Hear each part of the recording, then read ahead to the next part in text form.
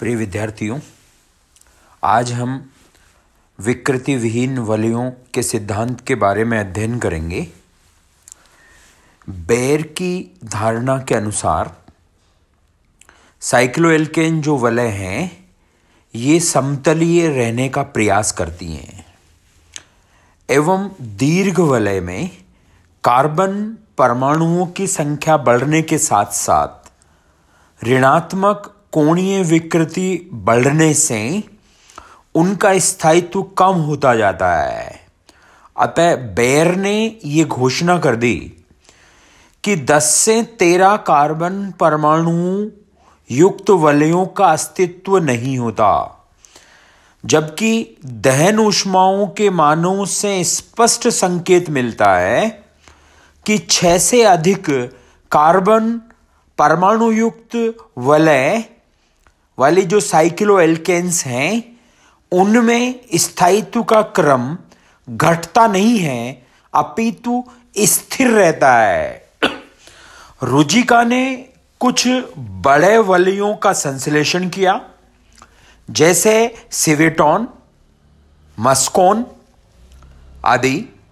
रुजिका ने बताया कि बहुत बड़े वलयों के बनने में कठिनाई इस कारण से आती है कि चतुष्फलकीय कार्बन परमाणु वाली विवृत श्रृंखला टेढ़ी-मेढ़ी यानी जिगजैग होती है, जिससे श्रृंखला के दो सिरों के आपस में टकराने के बहुत कम अवसर आते हैं।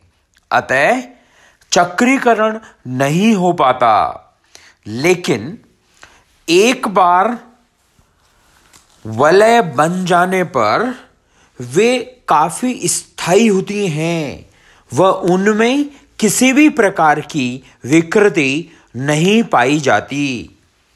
सिवेटोन और मस्कोन की ये दोनों संरचनाएं होती हैं, यानी सिवेटोन में C डबल बॉन्ड O और 16 कार्बन परमाणु वाली वलय होती है। C डबल बॉन्ड O के कार्बन को मिलाएं तो 17 कार्बन परमाणु वाली वलय होती है, जबकि मस्कोन में एक CH3 साइड चेन के रूप में स्थित रहता है और 15 कार्बन परमाणु वाली वलय होती है।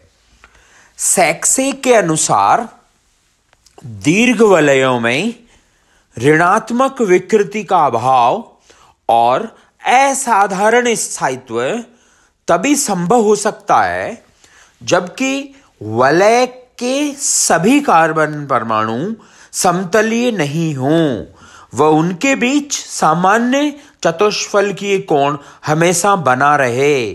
चूंकि समतलीय वलयों में कोणीय विकृति होती है, अतः ऐसे असमतलीय वलय विकृतिहीन वलय कहलाते हैं और सैक्से का यह प्रस्ताव विकृति विहीन वलयों का सिद्धांत कहलाता है।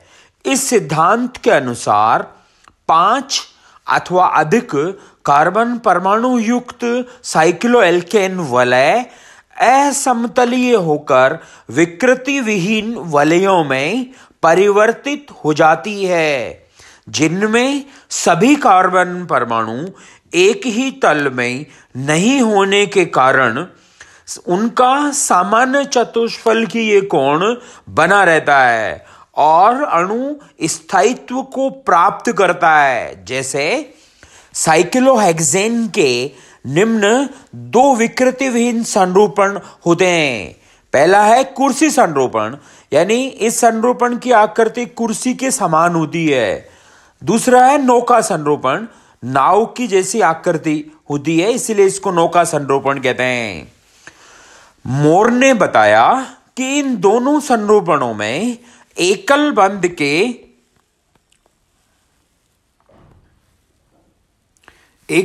बंध के सापेक्ष घूर्णन होता रहता है। वह साधारण ताप व दाब पर ये तेजी से एक दूसरे में परिवर्तित होते रहते हैं। दोनों में ऊर्जा अंतर 6 से 7 किलो कैलोरी प्रति मोल होने के कारण इन्हें पृथक नहीं कर सकते।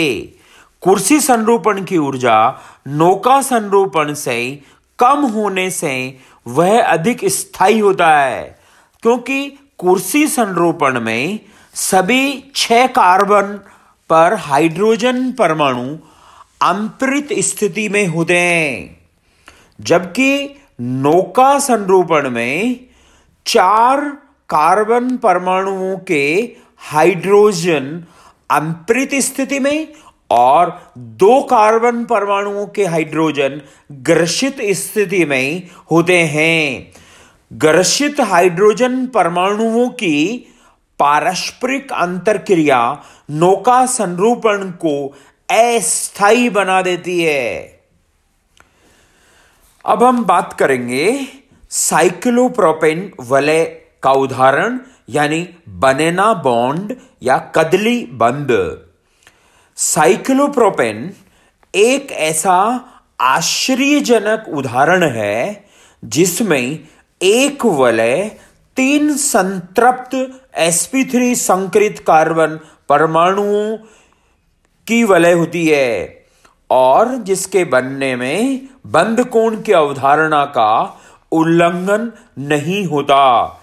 3 कार्बन परमाणु यदि वलय बनाए तो उनके बीच 60 डिग्री का कोण होना चाहिए और sp3 संकरित कार्बन परमाणुओं के मध्य 109 डिग्री 28 मिनट का कोण होता है। अतः कक्षकों के अतिव्यापन की संभावना लुप्त प्राय सी लगती है, लेकिन फिर भी साइक्लोप्रोपेन बनता है और उसका अस्तित्व होता है। साइक्लोप्रोपेन के बनने में झुके हुए जो बंध बनते हैं उनको हम बनाना बॉन्ड या कदली बंध कहते हैं, जो कार्बन कार्बन रेखा से ऊपर की ओर होते हैं। जैसा इस चित्र में प्रदर्शित किया गया है कि इसमें 3 बनाना बॉन्ड हैं जो कार्बन कार्बन एकल बंध से ऊपर की ओर स्थित हैं। कार्बन कार्बन पे डॉटेड जो है 60 डिग्री का कोण होना चाहिए, जबकि कार्बन से जो चतुष्फलकीय कार्बन है उनके बीच जो बंध कोण है वो 109 डिग्री 28 मिनट का, यानी सामान्य चतुष्फलकीय कोण होता है। तो ये साइक्लोप्रोपेन वलय का उदाहरण से बनाना बॉन्ड को समझाया जा सकता है।